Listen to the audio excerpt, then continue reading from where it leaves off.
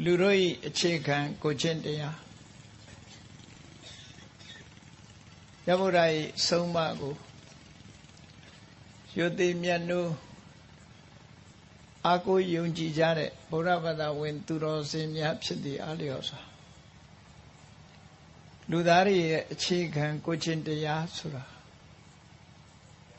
အမှန်တမ်းအရေးကြီးတယ်လို့တိုက်အိမ်တစ်လုံးဆောက်ပြီးဆိုရင် foundation ဆိုတဲ့အခြေခံဟာအရေးကြီးဆုံးဖြစ်တယ်လို့ပဲလူသားတွေရဲ့တိုးတက်ဖွံ့ဖြိုးမှုအတွက်အခြေခံကိုချင်းတရားဟာအတ္တမအရေးကြီးလို့မြတ်စွာဘုရားကိုယ်တိုင်အခြေခံကနေစပြီးတော့ဆုံးမဟောပြောခဲ့တာဖြစ်တယ်အခြေခံကိုချင်းတရားတွေကိုလူတိုင်းမိမိတို့တဏ္ဍာမှာပြည့်စုံလုံလောက်သည့်ထိအောင်တတိထားပြီးတော့ကျင့်ကြံကြိုးကိုအထောက်ကြဖို့လိုအပ်တယ်အခြေခံကိုချင်းတရားမှမပြည့်စုံမဲနဲ့အထက်တန်းကိုမှန်းတယ်ဆိုတာမဖြစ်နိုင်တဲ့အရာမျိုးပဲဖြစ်တယ်။ရဗုဒ္ဓရဲ့အဆုံးအမမှာနံပါတ်1အခြေခံကိုချင်းတရားတွေပြည့်စုံအောင်ကြိုးပမ်းခြင်းနံပါတ်2တစ်ဆင့်မြင့်ပြီးတော့သမထကျင့်စဉ်ကိုကျင့်ခြင်းနောက်ဆုံးဝိပဿနာကျင့်စဉ်ဖြင့်မက်ဖို့နိဗ္ဗာန်ကိုရယူခြင်းဆိုတာဘုရားဘာသာတို့ရဲ့အကျင့်တရားဟာနိဗ္ဗာန်မှာလမ်းဆုံးတာဖြစ်တယ်။မြတ်စွာဘုရားရဲ့အဆုံးအမတရားတော်တွေရဲ့လမ်းဆုံးပန်းတိုင်ဟာနိဗ္ဗာန်ပဲဖြစ်တယ်။ဒါကြောင့်မို့ဘုရားဘာသာဝင်သူတော်စင်တွေဟာကောင်းကင်ဘုံကိုဆုတောင်းကြတာမဟုတ်ဘူး။ဣဒံမေပုံညာနိဗ္ဗာနတပစ္စယောဟောတုလို့ဒုက္ခခတ်သိမ်းကင်းငြိမ်းတဲ့နေရာဟာကောင်းကင်ဘုံမဟုတ်ဘဲနဲ့သင်္ခါရတရားတို့ရဲ့ချုပ်ငြိမ်းရာနိဗ္ဗာန်တည်တာလည်းဖြစ်တယ်နော်။ဒါကြောင့်နိဗ္ဗာန်ချမ်းသာကိုရည်မှန်းပြီးတော့ကုသိုလ်ကောင်းမှုတွေလုပ်ကြတယ်။အခြေခံအကျင့်တရားအနေနဲ့ပြောမယ်ဆိုရင်မြတ်စွာဘုရားဟာသီလကိုချင်းတရားသီလပြည့်စုံတာကိုအခြေခံထားပြီးတော့သမာဓိဆိုတဲ့စိတ်တည်ငြိမ်မှုသမာဓိကိုအခြေခံလိုက်တာနဲ့တပြိုင်နက်အမှန်ကန်သိမြင်မှုဆိုတဲ့ပညာ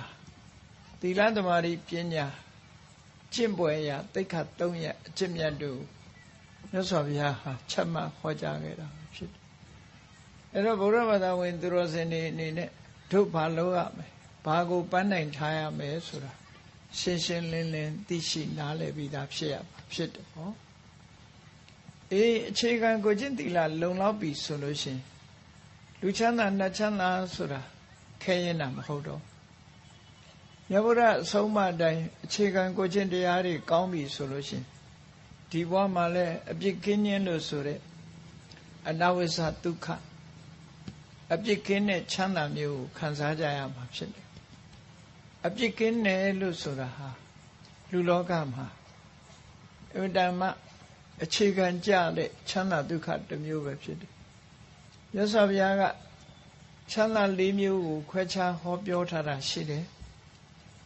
အဋ္ဌိဒုက္ခတဲ့ကိုယ်မှာငွေကြေးဒနာပြည့်ပြည့်စုံစုံရှိလို့ရှိရင်လေလူတွေဟာရှိတာကိုအကြောင်းပြုပြီးတော့စိတ်ချမ်းသာကြတယ်ဒါအဋ္ဌိဒုက္ခလို့ခေါ်တယ်ရှိချမ်းသာရှိတဲ့လူကချမ်းသာတယ်သို့တော်မရှိတဲ့လူကမချမ်းသာပြန်ရှိတယ်ဆိုတာလဲရှိတဲ့အခိုက်ရှိတယ်လို့မရှိတဲ့အခိုက်လဲရှိနိုင်ဒါကြောင့်ရှိချမ်းသာဆိုတာထာဝရမဟုတ်နိုင်ပြန်ဘူးနောက်တစ်ခါဘောခဒုက္ခ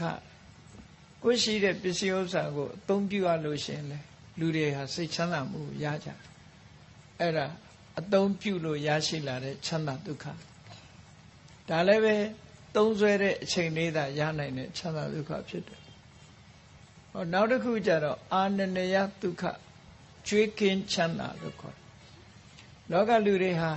သူများစီကကျွေးယူထားတယ်ဆိုလို့ရှိရင်ဒီကျွေးတွေမဆက်ရမချင်းကိုယ်မှာတာဝန်ကြီးတစ်ခုဝန်တော့ဝန်မိုးကြီးတစ်ခုလိုဖြစ်နေတတ်တယ်ဒါကြောင့်မို့ကျွေးကင်းဖို့ဆိုတာအမှန်တမ်းအရေးကြီးတယ်ကျွေးကင်းခြင်းဟာလွတ်လပ်တဲ့ချမ်းသာဒုက္ခတစ်ခုဖြစ်လို့ကျွေးကင်းချမ်းသာလို့လည်းဒီလိုရှိတယ်အဲ့ဒီချမ်းသာတွေတဲ့ပိုကောင်းတဲ့ချမ်းသာတော့ဘာလို့ဆိုခြေခံကိုခြင်းတရားပိုင်းမှာအပြစ်ကင်းတဲ့ချမ်းသာတာလည်းဖြစ်တယ် အပြစ်ကင်းတဲ့ချမ်းသာဟာလူတိုင်းရနိုင်သလားဆိုမရနိုင်ကြဘူးလောကလူသားတွေဟာအပြစ်ကိုလုပ်တတ်တယ်အပြစ်ဖြစ်တဲ့အလုပ်တွေကိုလုပ်နေပြီးပြစ်ကင်းတဲ့ချမ်းသာဆိုမရနိုင်ဘူးဒါကြောင့်အပြစ်ကင်းပြီဆိုလို့ရှိရင်စိတ်ချမ်းသာမှုကိုယ်ချမ်းသာမှုရှိအပြစ်ရှိနေတဲ့ပုဂ္ဂိုလ်တယောက်ဟာကိုယ်ချမ်းသာမှုစိတ်ချမ်းသာမှုတွေလွတ်ကင်းနေတယ်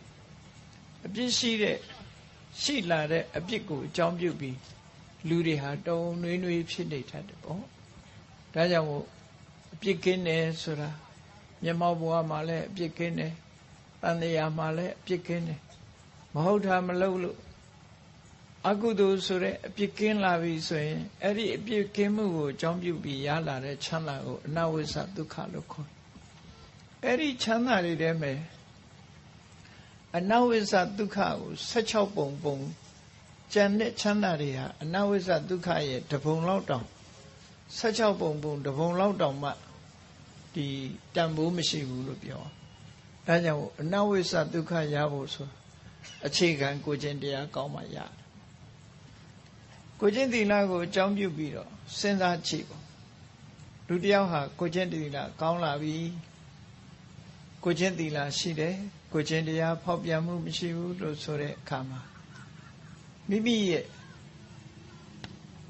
လှုပ်ဆောင်မှုကိုအကြောင်းပြုပြီးကိုကျင့်သီလကိုအကြောင်းပြုပြီးဘယ်အချိန်တွေးသူဟာစိတ်ထဲမှာဝမ်းသာမှုဖြစ်တယ်ဝမ်းသာမှုကိုဖြစ်စေတယ်စိတ်ထဲမှာအမြဲတမ်းနှလုံးသားရနေမသားမယာစိတ်ထဲမှာနှလုံးမသားမယာဆိုတာမဖြစ်ဘူး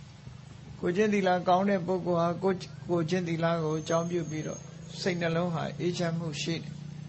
အဲ့ဒီအေးချမ်းမှုကိုအကြောင်းပြုပြီးတော့ဝမ်းမြောက်မှုဆိုတာဖြစ်လာတယ်ဝမ်းမြောက်မှုကိုအကြောင်းပြုပြီးတော့နှစ်သက်မှုဆိုတဲ့ပီတိဖြစ်လာပီတိကိုအကြောင်းပြုပြီးတော့ပတ္တတိကိုစိတ်ငြိမ်းချမ်းမှုဆိုတာရရှိလာကိုစိတ်ငြိမ်းချမ်းလာတဲ့ပုဂ္ဂိုလ်တိုင်းဟာဒုက္ခလို့ဆိုတယ်ကိုချမ်းသာမှုစိတ်ချမ်းသာမှုကိုဧကန္တိဋ္ဌရရှိမှဖြစ်တယ်ကိုချမ်းသာမှုစိတ်ချမ်းသာမှုကိုရလာတဲ့ပုဂ္ဂိုလ်တယောက်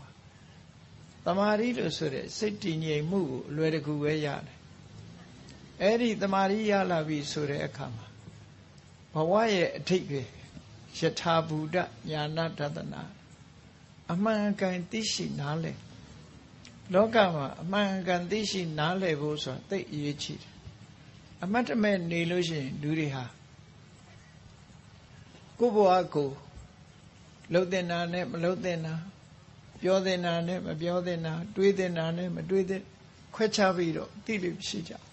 မရှိသည့်အတွက်ကြောင့်မလှုပ်တင်တာကိုလှုပ်တင်တယ်လို့ထင်တယ်လှုပ်တင်တာကြတော့မလှုပ်တင်ဘူးထင်တယ်ထင်သည့်အတွက်ကြောင့်အကျိုးဆုပ်ယုပ်မှုတွေဖြစ်ပေါ်လာတယ်ဒါကြောင့်မို့မြတ်စွာဘုရားရဲ့အဆုံးအမထဲမှာအမှန်ကန်သိရှိနားလည်မှုဆိုတာသိအရေးကြီးတယ်လို့ဆိုတယ်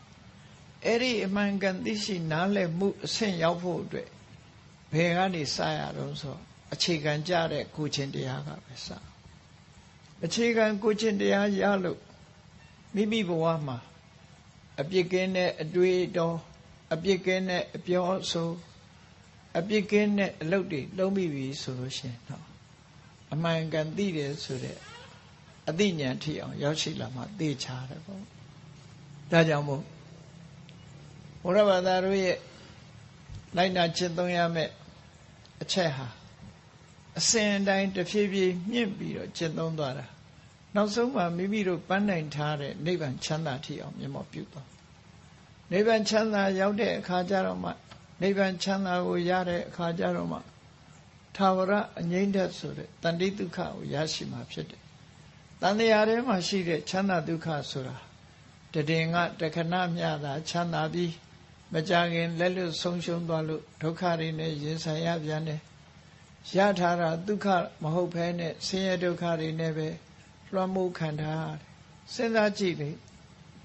လူဘဝရထားတာအေးလူဖြစ်ရကြိုးလူဖြစ်ရတာကောင်းတယ်လို့ဆိုတော့လည်းပဲစဉ်းစားကြည့်လူဖြစ်ရတာမကောင်းတာတွေအများကြီးရှိတယ်လူဖြစ်ရတာကောင်းတာဘာတော့ခြေခံကိုကျင့်သီလနဲ့ပြည့်စုံအောင်လုပ်နိုင်ခွင့်ရှိတယ်ဒါနကောင်းမှုတွေလုပ်ရတယ် သီလကောင်းမှုတွေကျင့်ရတယ်ဘာဝနာကောင်းမှုတွေအထောက်ရတယ်ဆိုတဲ့ပါရမီကုသိုလ်တွေကိုဖြည့်ဆည်းရတယ်ဆိုတဲ့ရှုထောင့်ကကြည့်မယ်ဆိုရင်လူဖြစ်ရတဲ့တန်ဖိုးဟာမတန်မှကြီးမားတယ်လို့ပြောလူတွေဟာအသိဉာဏ်ရှိတဲ့ပုဂ္ဂိုလ်ဖြစ်သည့်အတွက်ကြောင့်ကိုယ်ဘဝမြင့်မားအောင်မြတ်ဗုဒ္ဓရဲ့ဆုံးမတဲ့ဒါနသီလဘာဝနာဆိုတဲ့ကုသိုလ်ကောင်းမှုတွေကိုလုပ်ခွင့်ရသည့်အတွက်ကြောင့်ဘဝခရီးသွားတဲ့အခါမှာချမ်းသာဒုက္ခတွေနဲ့ကြုံတွေ့ရတယ်လူဘဝပဲကြည့်လူဘဝရောက်လာတဲ့ပုဂ္ဂိုလ်တွေဟာတိရစ္ဆာန်ဘဝနဲ့နှိုင်းယှဉ်ကြည့်မယ်ဆိုရင်အများကြီးချမ်းသာအများကြီးအသိဉာဏ်ရှိအဲ့လိုဖြစ်လာတော့လူဘဝဟာကောင်းတယ်လို့ဒီရှုထောင့်ကပြောလို့ရှိရင်ပြောလို့ရတယ်ရသော်ဗျာကိုယ်တိုင်ကလည်းမနုဿတ္တဘာဝဒုံလဘောလူဘဝရဖို့ခဲရင်နဲ့လူဥယေဘလောက်ပဲများတရိစ္ဆာန်တစ်ကောင်ရဲ့တရိစ္ဆာန်မျိုးတစ်မျိုးရဲ့ဥယေတဲ့ဥယေဟာလူဥယေတဲ့အမြဲတမ်းသားနေတာဖြစ်တယ်စဉ်းစားကြည့်ပေါ့ဒီကနေ့ခေတ်တစ်ကမ္ဘာလုံး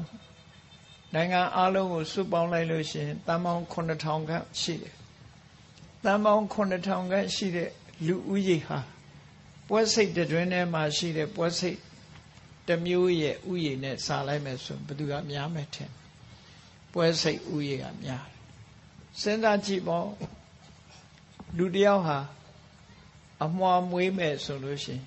2ယောက်မွေးခြင်းမွေးမယ်3ယောက်မွေးခြင်းမွေးမယ်4ယောက်5ယောက်6ယောက်ထိအောင်မွေးကောင်းမွေးလိုက်20-30တခါတဲ့အမွှာမွေးတယ်ဆိုမရှိဘူးနော်9တကောင်ရဲ့ဝန်းပိုက်ထဲမှာ9ဥတွေဘယ်လောက်များတန်းချီရှိဒါတကောင်နဲ့အဲ့တော့9ဥယေဟာလူဥယေတဲ့မြောက်များစွာကြီးမားများပြားတယ်ဒါကြောင့်လူဖြစ်ဖို့ဆိုတာခက်တယ်မှန်တယ်လူဖြစ်ရတဲ့တန်ဖိုးကလည်းကြီးမားတယ်လူဖြစ်ဖို့လည်းခက်တယ်နှိုင်းရှင်ကြည့်မယ်ဆိုလို့ရှိရင်တိရစ္ဆာန်ဥယေနဲ့လူဥယေကအမှန်တမ်းနည်းပြီးတိရစ္ဆာန်ဥယေကများပြိတ္တာဥယေငရဲဥယေတွေမထက်သေးပဲနဲ့ငရဲကြတဲ့သရဝါတွေမထက်မပေါင်းသေးပဲနဲ့လူဥယေတမန်တိရစ္ဆာန်ဥယေတစ်မျိုးတည်းနဲ့ပဲလူဥယေဟာဘယ်လောက်မှများတယ်လို့ပြောလို့မရဘူးဒါကြောင့်မို့လူဖြစ်ဖို့ခဲနေဆိုတာမှန်ကန်တယ်ပေါ့အဲ့ဒီလိုနှိုင်းရှင်ကြည့်မယ်ဆိုရင်လူဖြစ်ဖို့ဟာဒါမှခဲလဲအဲ့ဒီလူဖြစ်လာပြီးတော့တန်ဖိုးရှိဖို့ဆိုတာတခါခဲပြန်သီလသမာဓိပညာဆိုတဲ့အခြေခံလူကိုချင်းတရားတွေနဲ့ပြည့်စုံဖို့ဆိုတာခဲနေအခြေခံလူကိုချင်းတရားတွေနဲ့ပြည့်စုံပြီးတဲ့နောက်မှာဒီအစစ်မြင့်တဲ့သမထဝိပဿနာကျင့်စဉ်ကိုကျင့်ဖို့ဆိုတာခဲရင်မြန်အဲ့ဒီကျင့်ကိုကျင့်ပြီးတော့နိဗ္ဗာန်ကိုမျက်မှောက်ပြုနိုင်တဲ့မတရားဖို့တရားရဖို့ဆိုတာလဲခဲရင်မြန်အဲ့တော့လူဘဝဟာအခွင့်ကောင်းတွေများစွာရှိတော်လဲပဲလူဘဝကောင်းတယ်လို့ဒီရှုထောင့်တွေကပြောမယ်ဆိုရင်ပြောလို့ရသို့တော့ခြေနဲ့ဆရာမကောင်းတဲ့ဘဝလူဘဝဟာလည်းအများကြီးရှိတယ်ဆိုလူဘဝဟာခြေနဲ့ဆရာမဖြစ်တာတွေကဘာတွေတော့လူတွေဟာမွေးလာပြီးတဲ့နောက်တဖြည်းဖြည်းအိုမင်းလာတာဟာခြေနဲ့ဆရာမကောင်းငယ်ရတဲ့အချိန်ကနေစပြီးအိုမင်းရင်းရော်လာတယ်တဲ့ရွယ်ကြီးလာစရာဆိုတဲ့တရားရဲ့နှိမ့်ဆက်မှုခံဘယ်သူကြော်လွားနိုင်တော့ဘယ်သူမှမကြော်လွားနိုင်ဘူးစရာဆိုတဲ့အိုမင်းခြင်းသဘောတရားဝင်လာပြီဆိုရင်လူရဲ့နုပြိုမှုတွေအားလုံးဟာဖြည့်ဆည်းခံရစဉ်းစားကြည့်ပေါ့ငယ်ငယ်တုန်းကရုပ်အမတန်ချောမောလှပတဲ့ပုဂ္ဂိုလ်80 80 90အရွယ်ရောက်သွားရင်ရှုပ်သွားတယ်နော်မြန်မာနိုင်ငံမှာလည်းရှိတာပဲရုပ်ရှင်မင်းသမီးကြီးတွေချောကြီးတွေအများကြီးရှိခဲ့တဲ့ရုပ်ရှင်မင်းသမီးတွေ80 80ကြာကြည့်ပေါ့ငယ်ငယ်တုန်းကရုပ်တွေရှိသေးလားမရှိတော့ရုပ်အိုရှုံးသွားဖြစ်သွားအဲ့ဒါဘယ်သူကနှိပ်စက်တာတော့ဆိုစရာဆိုတဲ့အိုခြင်းတရားနှိပ်စက်အိုခြင်းတရားကသူကသူအိုတာမဟုတ်ဘူးလူရဲ့တဏ္ဍာမှာရှိတဲ့နုပြိုမှုတွေအားလုံးကိုဖျက်ဆီးသွားတယ်မိလောင်တဲ့အခါမှာမိဟာအရာဝတ္ထုတွေကိုလောင်ကျွမ်းပြီးတော့ဖျက်ဆီးပြစ်လိုက်တယ်လို့ပဲအိုခြင်းဆိုတဲ့စရာမိဟာလည်းပဲလူရဲ့တဏ္ဍာမှာရှိတဲ့အင်အားတွေဖျက်ဆီးပြစ်တယ် အလှအပါတွေအကုန်ဖြတ်စည်းပြလိုက်ပြီးရွတ်အိုရှုံးတွကြည့်မကောင်းရှုမကောင်းဘဝမျိုးရောက်တာဒါဟာလူဖြစ်လာလို့တွေ့ကြုံတွေ့ရတဲ့ဇရာဒုက္ခဒီရှုထောင့်ကကြည့်မယ်ဆိုရင်ကျေနပ်စရာမကောင်းမြန်ကျေနပ်စရာမကောင်းဘူးအဲ့တော့အိုမင်းရင်ရောခြင်းနဲ့အဆုံးသတ်မလားဆိုမသတ်သေးဘူးဒီကြားထဲမှာယောဂဝေဒနာတွေကဖြစ်သေးတယ်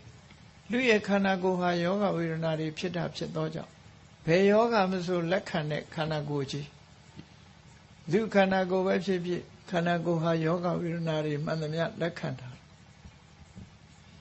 မြန်မာလူတွေပြောတဲ့66ပါးယောဂဝေဒနာဒီကနေ့ခေတ်ပေါ်တဲ့ယောဂဝေဒနာအားလုံးဟာလူခန္ဓာကိုယ်မှာဖြစ်နိုင်တဲ့အရာတွေဖြစ်နေတယ်ဒီဘက်ကကြည့်ပြန်တော့လေလူဖြစ်ရတာ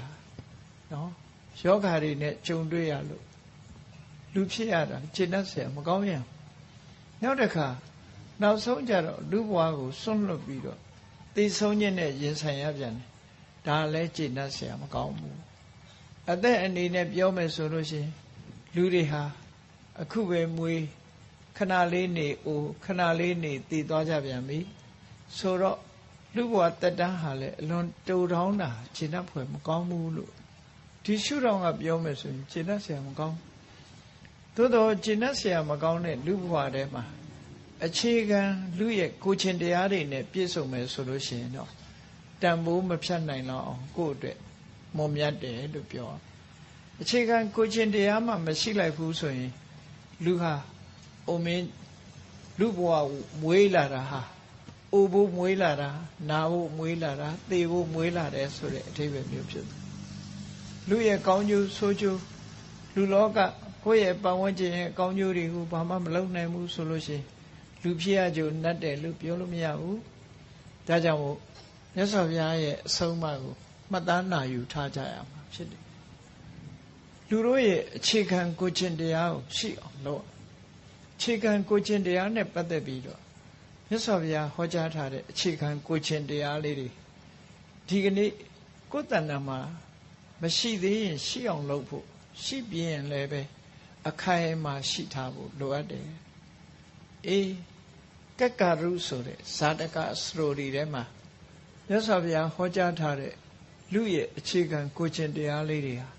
မှတ်သားဖို့ရကောင်းတယ်လက်တွေ့ကျင့်သုံးလိုက်နာကြရမှာဖြစ်တယ်ဘုရားဘာသာဝင်သူတော်စင်တိုင်းဟာဘုရားဘာသာပြီးတတ်မြတ်စွာဘုရားရဲ့အဆုံးအမကိုလိုက်နာမယ်ဆိုရင်အခြေခံကိုယ်ချင်းတရားလေးတွေကောင်းအောင်ကြိုးစားကြရမယ်လို့ဒီလိုယူဆဒီလိုမှတ်သားကြရမှာဖြစ်တယ်အဲ့ဒီမှာအခြေခံကိုယ်ချင်းတရား17မျိုးဖော်ပြထားတာလေးကိုကြည့်ရနံပါတ်1ကဘာလို့ဆိုလူဘဝလူတွေရောက်လာပြီဆိုလို့ရှိရင်စီးပွားဥစ္စာရှာကြရတယ်နော်မြတ်စွာဘုရားကလည်းကိုယ်တိုင်လူဖြစ်လာလို့ရှိရင်စီးပွားရှာတတ်တဲ့အသိဉာဏ်ရှိရမယ်ကိုယ်ချင်းတရားကောင်းမွန်အောင်ထိမ့်သိမ့်တတ်တဲ့အသိဉာဏ်ရှိရမယ်အဲ့ဒီလိုအသိဉာဏ်2မျိုးရှိရမယ်တနည်းအားဖြင့်ပြောရင်အမြင်မျက်စိနှလုံးရှိရမယ်လို့ဆိုတယ်မြတ်စွာဘုရားကအနန္တသုတ်တံမှာဟောတယ်လူဖြစ်လာလို့ရှိရင်အမြင်2မျိုးနဲ့ပြည့်စုံရမယ်မျက်စိနှလုံးရှိရမယ်သို့မဟုတ်အမြင်2မျိုးရှိရအမြင်2မျိုးဆိုတာတစ်ခုကမရသေးတဲ့စီစိန်ဥစ္စာကိုရအောင်ရှာတတ်တယ်ရပြီးသားစီစိန်ဥစ္စာကိုတိုးတက်ကြီးပွားအောင်လုပ်တတ်တယ်ဒါကတစ်ပိုင်းနောက်တစ်ပိုင်းကလှုပ်တင်တာနဲ့မလှုပ်တင်တာကိုခွဲခြားသိတယ်မလှုပ်တင်တာတွေကိုရှောင်တယ်လှုပ်တင်တာတွေကိုလှုပ်တယ်အခြေခံကိုယ်ချင်းတရားတွေကိုယ်တဏ္ဍာမှာရှိဒါကတစ်ပိုင်းအဲ့ဒီ2ပိုင်းနဲ့ပြည့်စုံဖို့လိုအပ်တယ်ပေါ့ဘုရားဘာသာဝင်တိုင်းဟာမြတ်ဖျားရဲ့အဆုံးအမတိုင်းလိုက်နာကျင့်သုံးဖို့ဒီအခြေခံအသိဉာဏ်2မျိုးဟာလူတိုင်းပြည့်စုံရမယ့်အချက်ဖြစ်တယ်ပေါ့အဲ့ဒါကြောင့်မို့စီးပွားရှာပြီဆိုတဲ့ဟုတ်ပြီလူဖြစ်လာလို့ရှိရင်စာဝတ်နေရေးအတွက်လူတိုင်းဟာစီးပွားရှာရမှာစီးပွားမရှာလို့မရဘူးစီးပွားတော့ရှာရမှာဖြစ်တယ်အလုပ်လုပ်ကြရတယ်မိမိရဲ့ဘဝမှာစာဝတ်နေရေးပြည့်စုံမှုကိုမိသားစုကျွေးဖို့မွေးဖို့မိအိုဖအိုတွေကိုထောက်ပံ့ဖို့လှူဖို့တမ်းဖို့ဒါနကောင်းမှုလုပ်ဖို့ဆိုစီးပွားဥစ္စာရှာရမှာဖြစ်တယ်သို့တော့ စီးပွားဥစ္စာရှာပြီးဆိုရင်ကိုချင်းတရားအပြတ်ခံပြီးတော့စီးပွားဥစ္စာမရှာရဘူးလို့ဆိုတာအဲ့တော့မြတ်စွာဘုရားကဟောထားတဲ့ဒေသနာတော်တွေထဲမှာကြည့်မယ်ဆိုရင်ကာယေနယောနာဝဟရိလောကလူတွေဟာဒီသူများပစ္စည်းကိုကိုယ်ကိုယ်တိုင်စီးပွားကိုကြိုးစားမရှာဘဲနဲ့သူများပစ္စည်းကို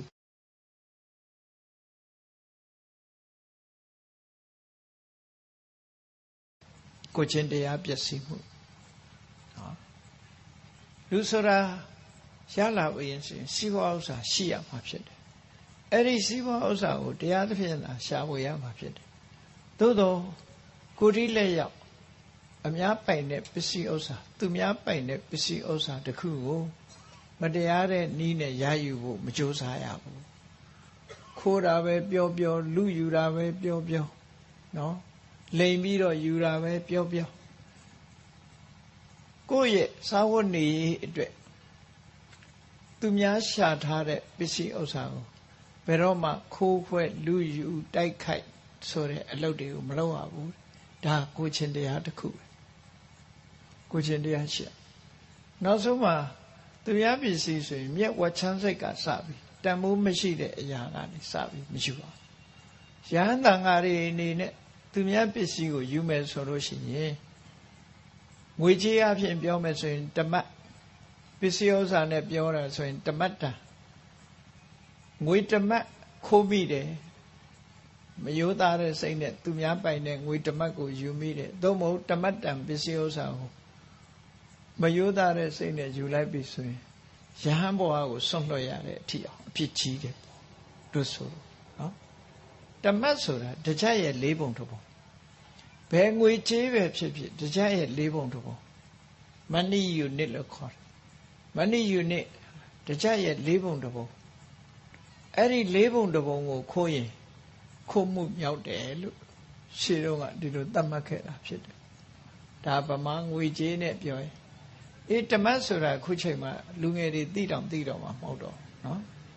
ဓမ္မဆိုတာသိတော့မသိတော့တရားရဲ့၄ပုံတစ်ပုံခိုးရင်တောင်မှအခိုးတယ်လို့သတ်မှတ်တယ်ဒါကြောင့်မို့ကာယေနယောနာဝဟရိကိုယ်ဒီလက်ရောက်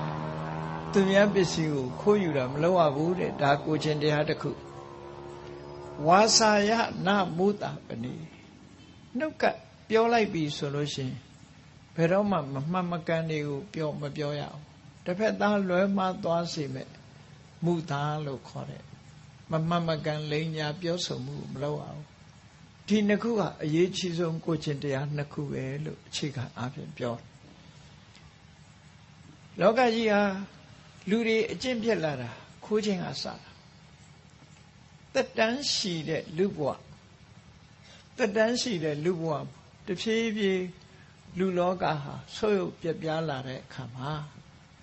အပြင်းထူတဲ့လူတယောက်ကကိုယ်ပစ္စည်းကိုကာကွယ်လို့နော်ကိုဟာကိုသုံးမယ်ဆိုရင်ကိုဟာယော့သွားမယ်ဥပမာကိုမှဝေတသိန်းရှိမယ်ဆိုလို့ရှိရင်အဲ့တသိန်းကသုံးလိုက်လို့ရှိရင်တသိန်းမပြည့်တော့ယော့သွားတော့ကိုဟာကိုကာကွယ်ဖို့အတွက်သူများဟာကိုယူသုံးလိုက်တယ်ခိုးမှုကစလူတွေကဆင်းရဲလာတဲ့အခါကျရင်ခိုးတာကစကြဒုစရိုက်ထဲမှာအစဆုံးဟာခိုးမှုပဲဖြစ်တယ်နော်လူလောကမှာပထမဆုံးဖြစ်ပေါ်လာတဲ့ဒုစရိုက်ဟာခိုးမှုပဲဘာကြောင့်ခိုးမှုဖြစ်ပေါ်လာသလဲလို့ဆိုလို့ရှိရင်တိုင်းပြည်အုပ်ချုပ်တဲ့ထိုခေတ်ကတိုင်းပြည်အုပ်ချုပ်တဲ့မင်းတွေအနေနဲ့ခိုးမှုမပေါ်အောင်လူတွေဆင်းရဲမွဲတေခြင်းမဖြစ်အောင်ထိမ့်သိမ့်တဲ့အနေနဲ့စားစရာမရှိတဲ့ပုဂ္ဂိုလ်ထောက်ပံ့ပေးထားတဲ့အလေးအထားတစ်ခုရှိ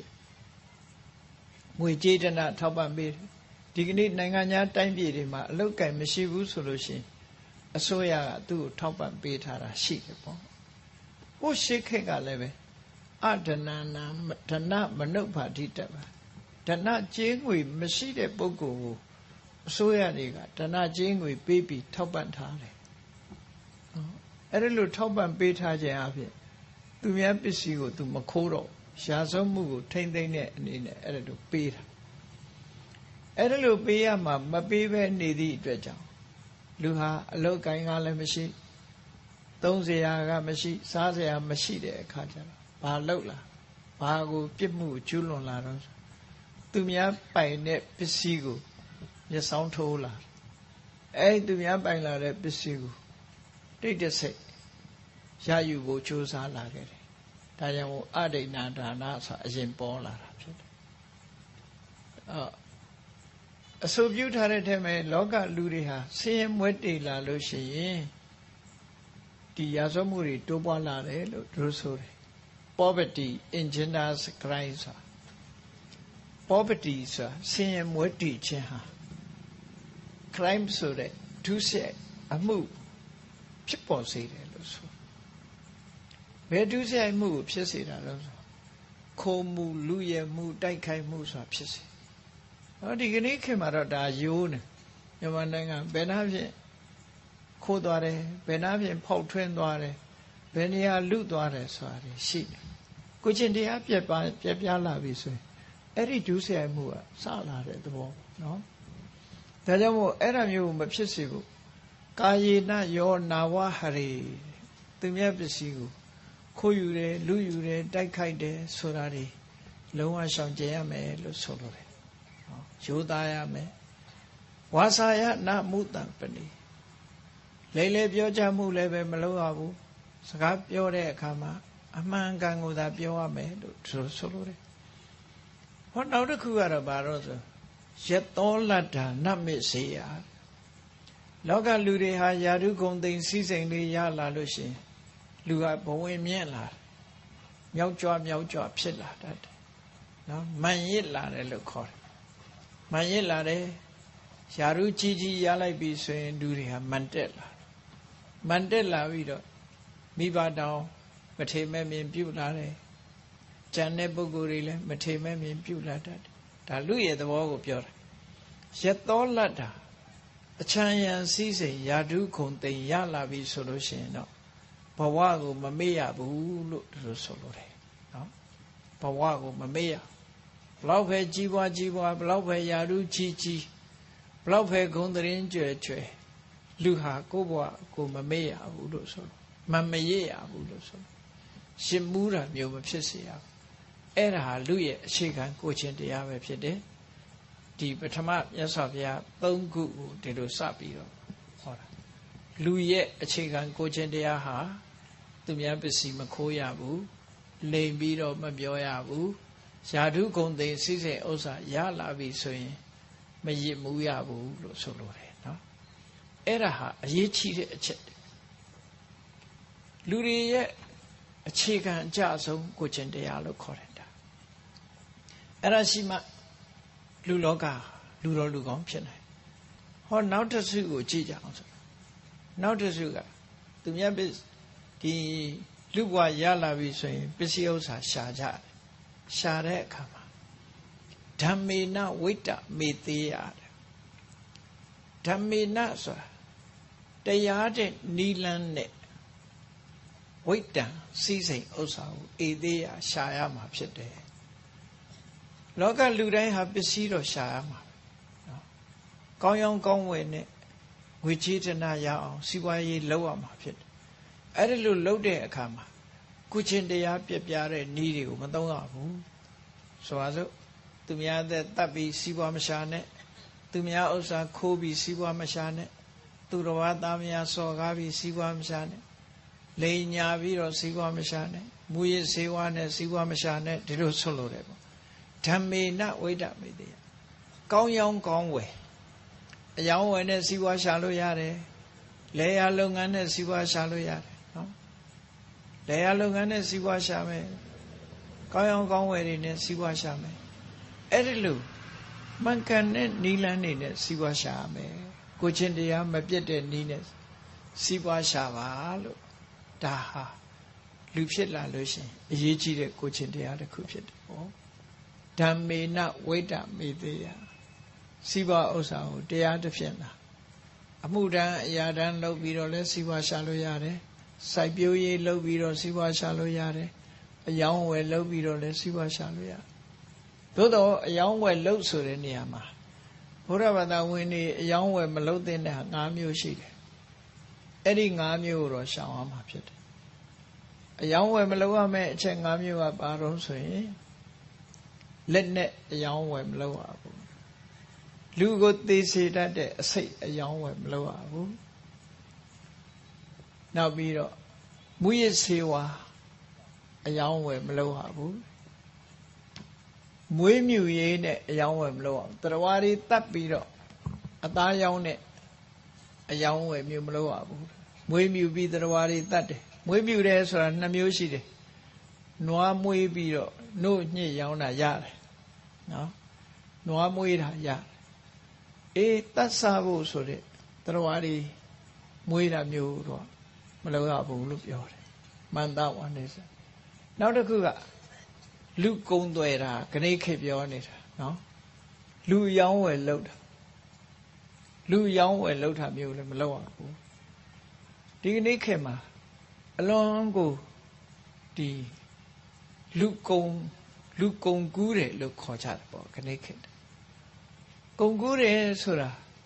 ကိုရောင်းစားလို့ရောင်းစားမှန်းတော့မသိလိုက်ကြဘူးတချို့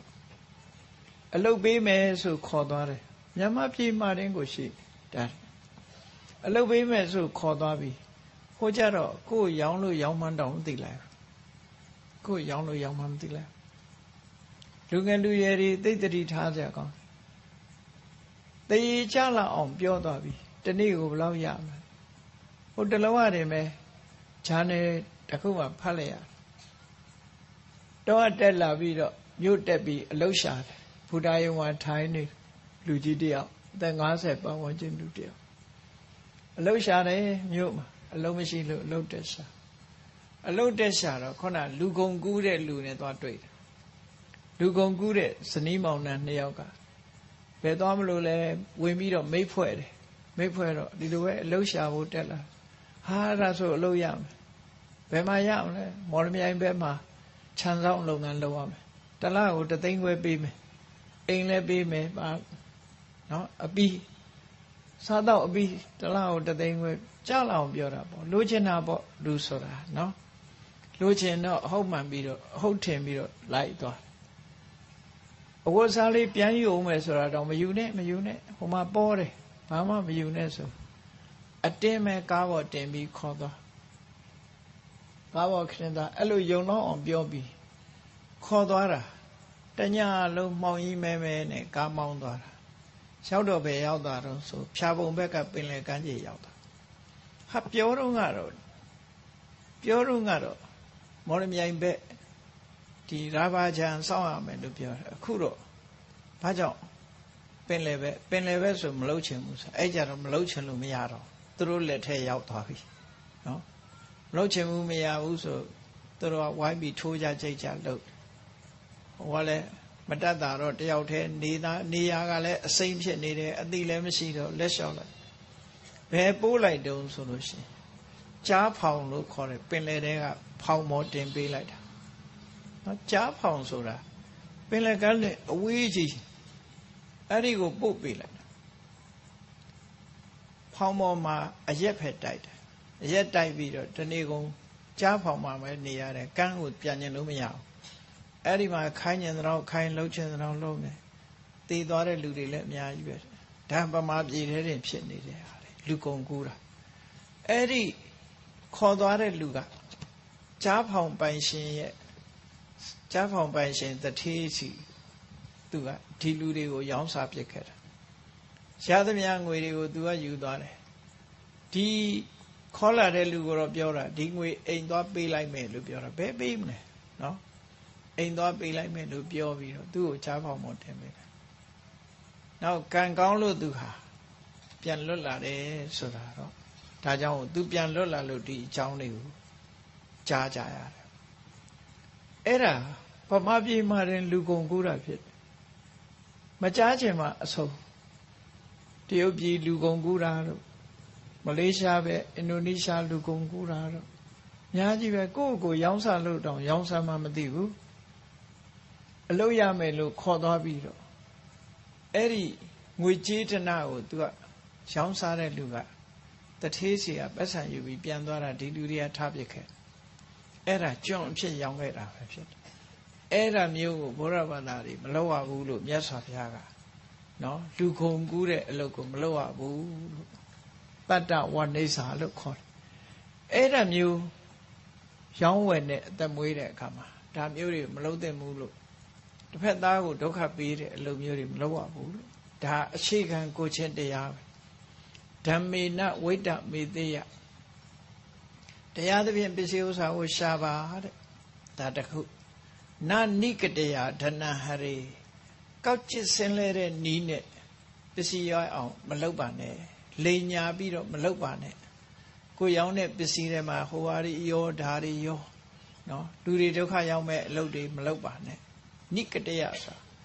ကောက်ကျစ်ဆင်းလဲတဲ့နီးတွေနဲ့စိဝဥစ္စာကိုမရှာပါနဲ့တဲ့နောက်အခြေခံကိုချင်းတရားတစ်ခုကဘောဂိလတ္ထာနမစ္စေယပစ္စည်းဥစ္စာတွေရလာတယ်စီစဉ်ဥစ္စာတွေရလာပြီဆိုရင်တော့မရစ်မှုပါနဲ့လောကလူတွေကစီးပွားတက်လာပြီဆိုရင်ရစ်မှုတတ်တယ်ချမ်းသာလာပြီဆိုရင်ရစ်မှုလာတယ်လူကလက်မထောင်းလာတယ်အဲ့ဒါမျိုးလည်းမဖြစ်ပါစေနဲ့ဆိုတော့ဟောအခြေခံလူတို့ရဲ့အခြေခံကိုချင်းတရားတွေကိုမြတ်စွာဘုရားကဒီလိုဟောတာနော်အဲ့ဒါတွေကိုယ်တဏ္ဍမှာမဖြစ်အောင်လုပ်ဖို့အရေးကြီးတယ်လို့သူဆိုတယ်ဟောနောက်တစ်ခုကိုပြောမယ်ဆိုရင်ထိတဲ့အစစ်မြင့်တဲ့ဟာကြတော့ပါယတ္တစိတ်တံအဟာလိတ္တတတ္တာသအဝိရာခိနိယတ္တစိတ်တံအဟာလိတ္တလောကလူတွေဟာစိတ်မတည်ကြဘူးဘာနဲ့ဥပမာတူတော့ဆိုနနွင်းဆိုးအဝတ်လိုပဲနနွင်းနဲ့ဆိုးထားလို့ရှိရင်ကျွတ်တယ်လေနော်အဝတ်ကိုနနွင်းနဲ့အဝါရောင်ဆိုရင်ကျွတ်တယ်ခဏလေးရေတစ်ခါလျှော်လိုက်တာနဲ့ပြောင်းသွားရအဲ့ဒီလိုလူရဲ့စိတ်ဟာလည်းပဲအမှတ်အသားကောင်းကောင်းမရှိပဲနဲ့စိတ်ခဏခဏပြောင်းတတ်တယ်စိတ်ခဏခဏပြောင်းတဲ့လူမဖြစ်စေရဘူးတဲ့ကိုယ့်ကိုတည်ငြိမ်တိမှတ်တဲ့စိတ်ဓာတ်ရှိရအောင်ကြိုးစားရမယ်ဒါအခြေခံပဲတတ္ထာသအဝိရာခိနိယုံကြည်ချက်ဆိုတာလည်းအခိုင်အမာရှိရအခုတော့ဘုရားတရားသံဃာယရဏသုံးပါးကိုးကွယ်တယ်ဘုရားရဲ့အဆုံးအမယုံကြည်တော့ကြတခြားဘာသာယုံကြည်ပြန်ပြီတော့ကြတခြားဟာလက်ခံပြန်အဲ့ဒါမျိုးတွေမဖြစ်စေရဘူးကိုယ်ယုံကြည်ချက်ကိုယ်ဘာသာကိုယ်ကိုးကွယ်တဲ့ဘာသာပေါ်မှာအခိုင်အမာရှိရမယ်လို့ဆိုအသိဉာဏ်နဲ့တွဲဖက်ပြီးတော့နားလည်အောင်လို့တတ္ထာသအဝိရာကိတရားတရားကလည်းပြည့်ပြည့်လွယ်တယ်အေးအခုပဲစိတ်ဝင်စားပြီးတော့လှူမယ်တမ်းမယ်လို့ပြောတော့ကြတော့မလှူတော့ဘူးဖြစ်ပြန်တယ်နော်လောကလူတွေဟာတရားတရားလည်းခိုင်မာမှုတွေမရှိတတ်ဘူးဒါကြောင့်မို့တရားတရားကိုတော့မပြည့်လွယ်စေရဘူးကိုယုံကြည်ချက်အတိုင်းလုံနိုင်ရမယ်လို့သူဆိုတယ်ဧခောတာဒုနဘုံစေယလောကလူတွေဟာကိုရလာတဲ့ပစ္စည်းဥစ္စာကိုကိုတယောက်တည်းသုံးကြတယ်လှူမှုတမ်းမှုမလုပ်ဘူးလို့ဆိုလို့တယ်ကောင်းတဲ့အရာကိုကိုတယောက်တည်းသုံးဆောင်တယ်ဆိုတာအမေလည်းမပေးဘူးအဖေလည်းမပေးဘူးကိုမိသားစုလည်းမကြွေးဘူးနော်ကိုတယောက်တည်းပဲဘယ်သူမှပေးခြင်းကမ်းခြင်းလှူခြင်းတမ်းခြင်းမလုပ်ဘူးဆိုတာမျိုးမဖြစ်စေရဘူးတဲ့ကိုတယောက်တည်းသုံးဆွဲတာမျိုးမလုပ်ရဘူးအားလုံးမျှဝေပြီးတော့ကိုမိသားစုကိုချမ်းသာအောင်ပေးရမယ်လို့ဒီလိုဆိုတယ်နော်ဒါအခြေခံကိုချင်းတရားစိတ်ဓာတ်တည်ငြိမ်မှုရှိရမယ်ယုံကြည်ချက်ခိုင်မာရမယ်နော်မလှူမတမ်းမဲနဲ့ကိုတယောက်တည်းသုံးတာမျိုးမလုပ်ရဘူးတဲ့လှူနိုင်တမ်းနိုင်ရမယ်လို့ဒီလိုဆိုလို့တယ်အဲ့ဒီအခြေခံကိုချင်းတရားတွေကိုလေလူလောကမှာရှိအောင်ကြိုးစားအားထုတ်ဟောနောက်တစ်ခုကဘာလို့ဆို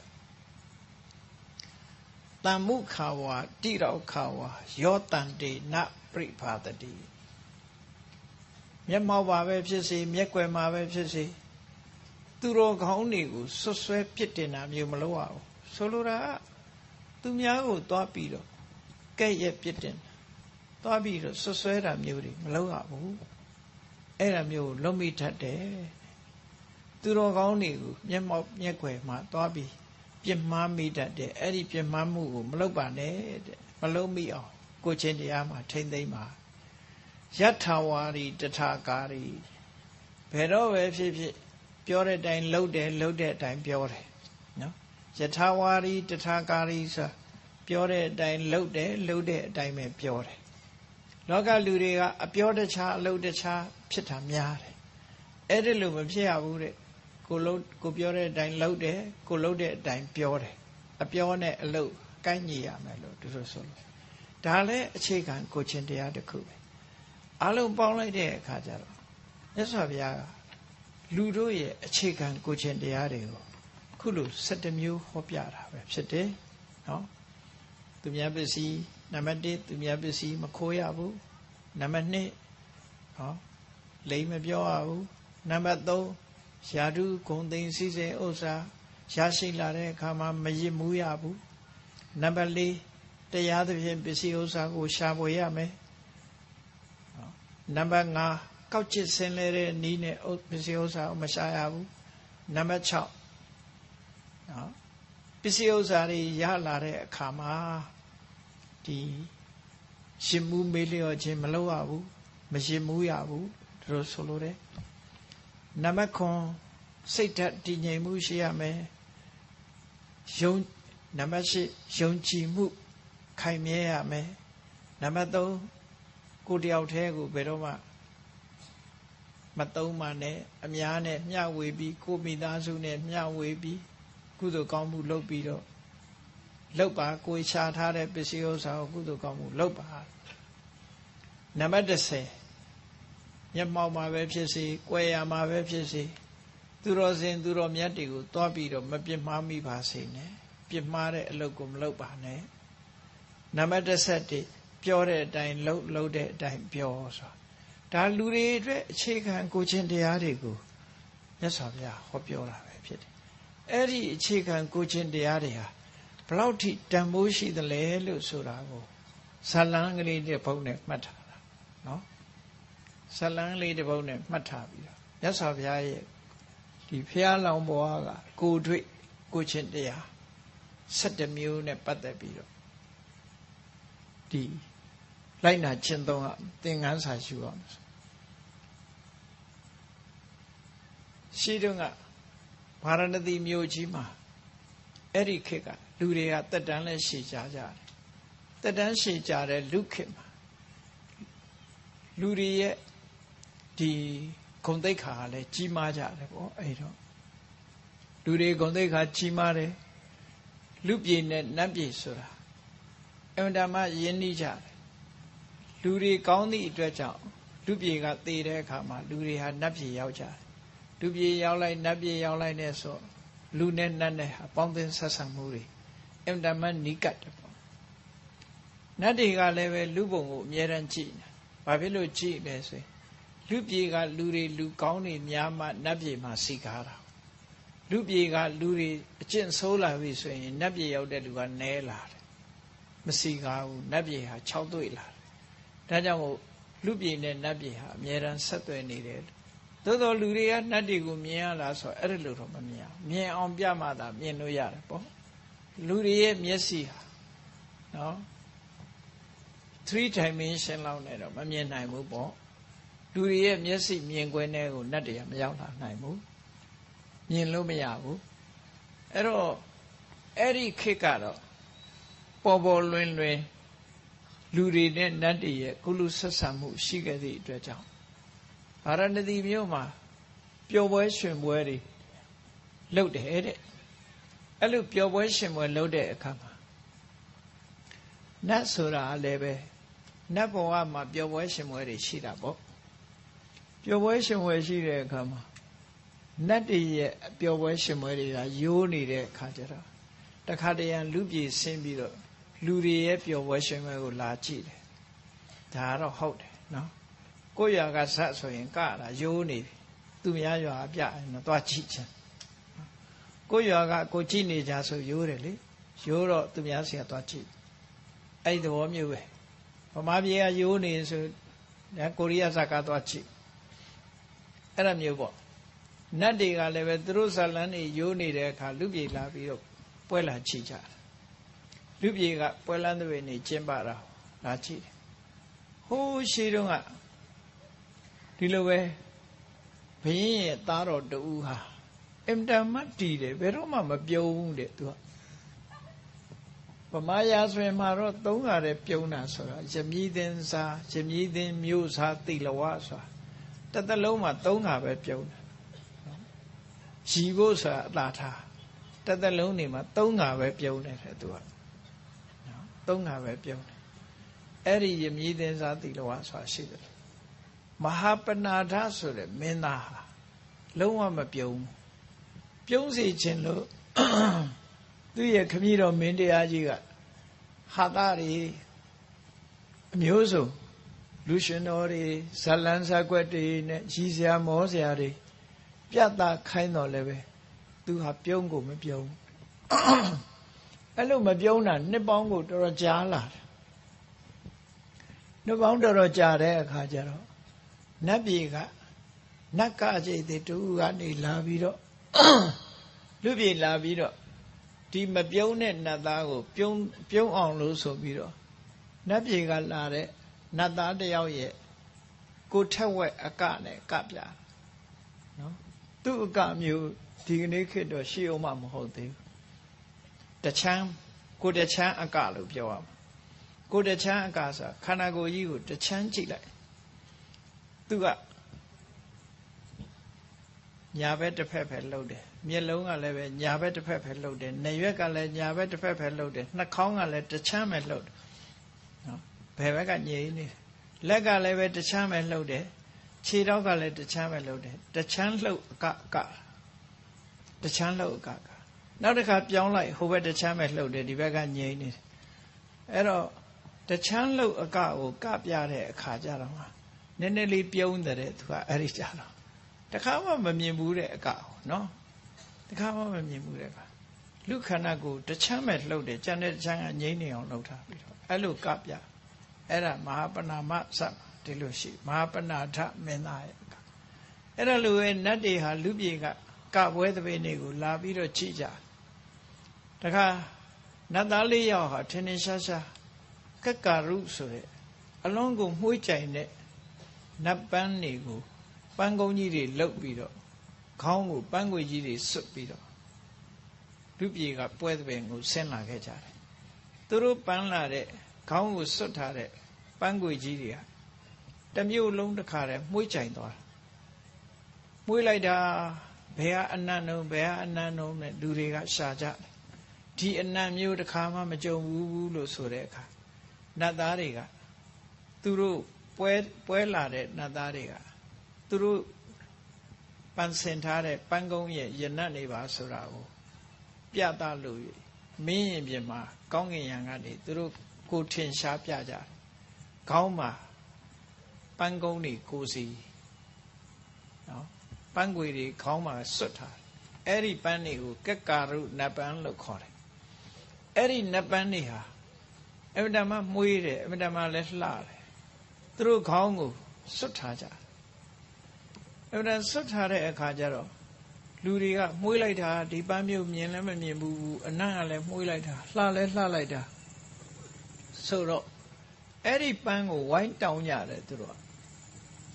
ဝိုင်းတောင်းကြတယ်ခမည်းတော်နတ်ပြည်မှာဒီပန်းတွေပေါ်ပါတယ်ကျွတ်တို့ပေးထားခဲ့ပါ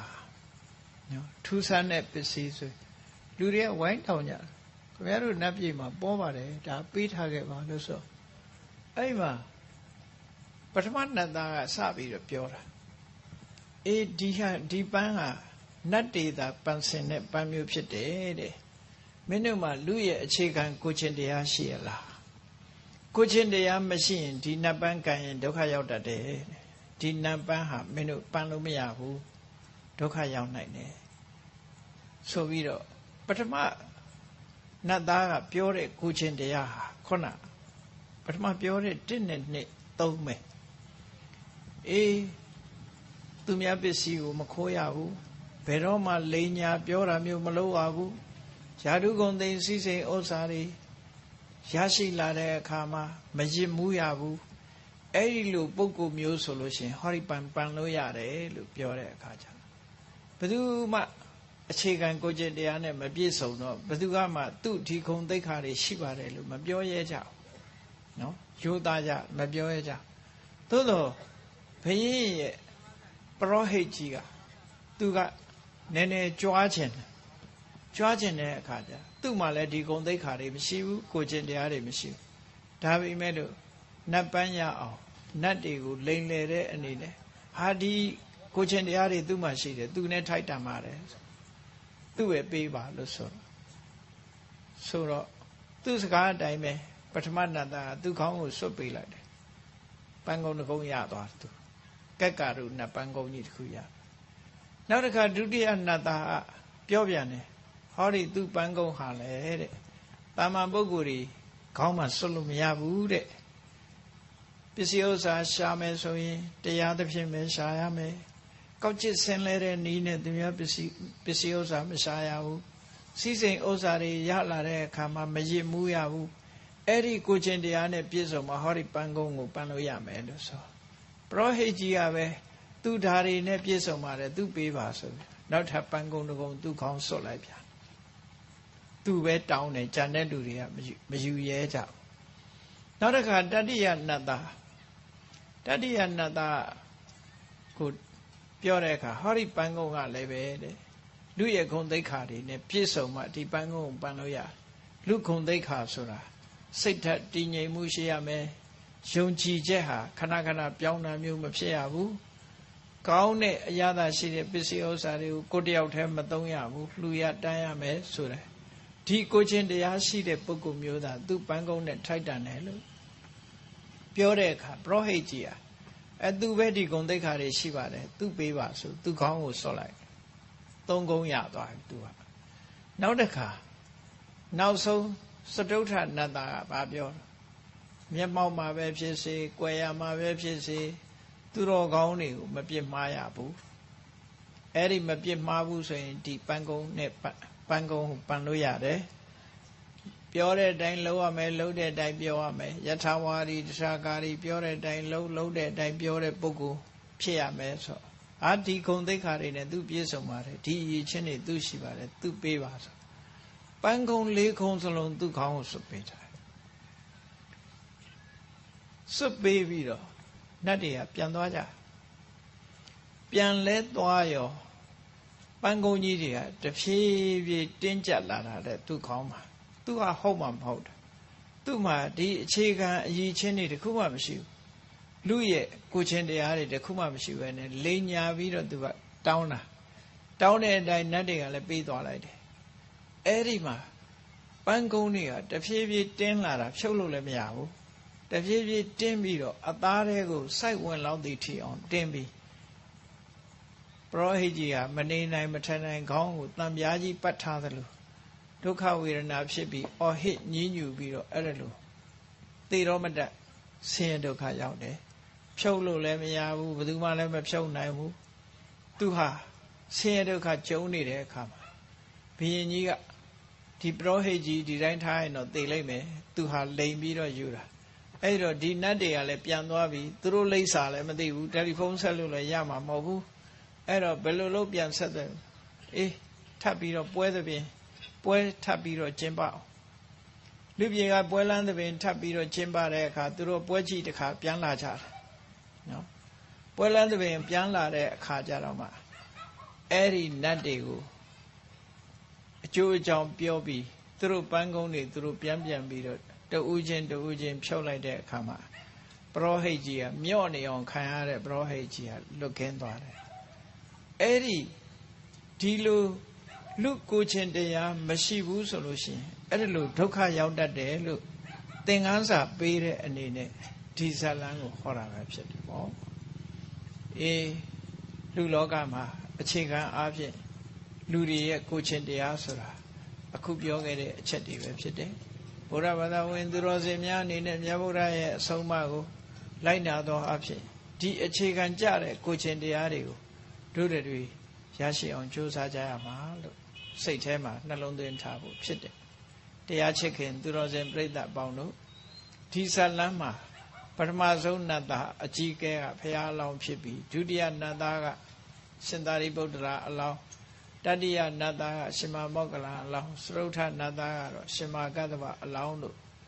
ဘုရားအလောင်းစုကြီးပန်တဲ့ပုဂ္ဂိုလ်တွေဟာနတ်ဘဝရောက်တဲ့အချိန်မှာအခုလိုကိုချင်းတရားတွေကို ရှင်းလင်းပြောကြားခဲ့တာဖြစ်တယ်လူတွေရဲ့ဂုဏ်သိက္ခာလူတွေရဲ့အခြေခံကိုချင်းတရားဟာဘလောက်ထိအောင်တန်ဖိုးရှိတယ်ဆိုတာဒီဇာလန်းကသင်ခန်းစာပေးတာပဲဖြစ်တယ်ပေါ့ဒါကြောင့်တရားချစ်ခင်သူတော်စင်ပြိဿအပေါင်းတို့အခုဟောပြတဲ့လူတို့ရဲ့အခြေခံကိုချင်းတရားများကိုတို့တွေပြည့်စုံအောင်ကြိုးစားအထောက်ကြရမှာဖြစ်တယ်ဒီလိုအခြေခံကိုချင်းတရားတွေနဲ့ပြည့်စုံမှသာလေတို့တွေဟာလူဖြစ်ရကြိုးနတ်မှာဖြစ်တယ်လို့ကိုစီမှတ်သားနာယူပြီးလူဖြစ်ရကြိုးနတ်ချင်းရဲ့အကြောင်းဖြစ်တဲ့အခြေခံကိုချင်းတရားများနဲ့ပြည့်စုံအောင်ကြိုးစားအားထုတ်နိုင်ကြပါစေကုန်သတည်း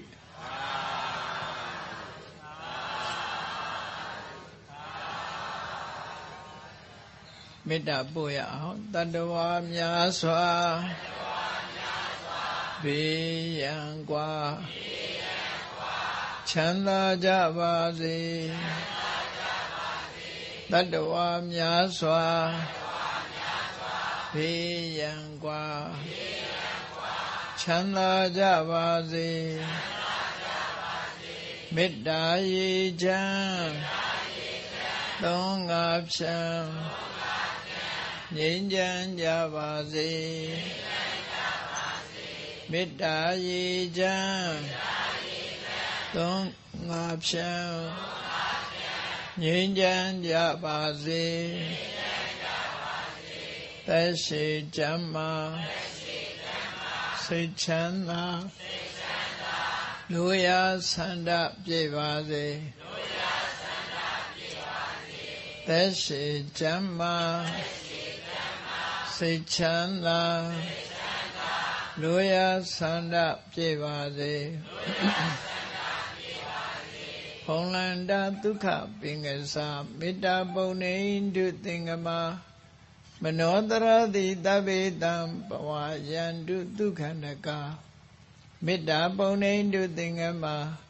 စုပေါင်းဖို့အမေတ္တာတဟုရောင်မြူပါဝင်ငွေလာမင်းနှင့်ရောင်ခြင်းရှေယုံပေါင်းဆောင်ရခြင်းကြောင့်